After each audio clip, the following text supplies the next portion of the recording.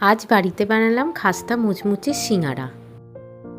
ভাজা মশলা বানানোর জন্য জিরে, মৌরি, গোটা ধনে আর শুকনো লঙ্কাকে শুকনো খোলায় ভেজে মিক্সারে গ্রাইন্ড, তারপর ফ্রাইং প্যানে তেল দিয়ে তেল গরম হলে বাদামগুলো ভেজে ভালো করে তুলে রাখতে হবে।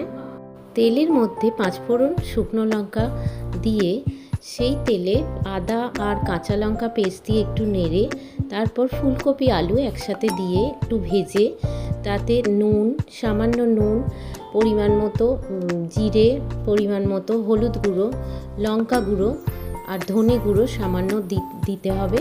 দিয়ে আস্তে ফ্লেম দিয়ে বাদামটা দিয়ে দিতে হবে, দিয়ে নাড়তে হবে। নেড়ে নেড়ে ভাজা হয়ে গেলে তারপরে জল দিয়ে ঢাকা তুলে ভাজা মশলা আর চিনি দিয়ে সামান্য নেড়ে ছেড়ে পুর রেডি আমাদের।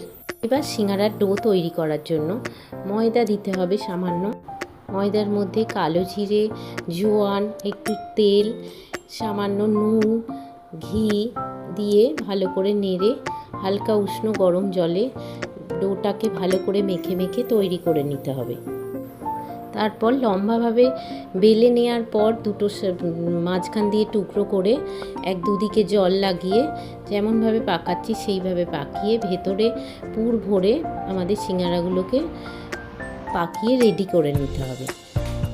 প্রত্যেকটা একটা একটা করে রেডি হয়ে গেলে সিঙ্গারা রেডি হয়ে গেল। এবার ডুবো তেলে হালকা গরম হলে সিঙ্গারাগুলোকে ছেড়ে দিতে হবে। খুব আস্তে ফ্লেম দিয়ে সিঙ্গারাগুলোকে আস্তে আস্তে করে আঁচের মধ্যে ভেজে নিতে হবে। দিয়ে আস্তে আস্তে যখন লাল হয়ে যাবে তখন সিঙ্গারা রেডি।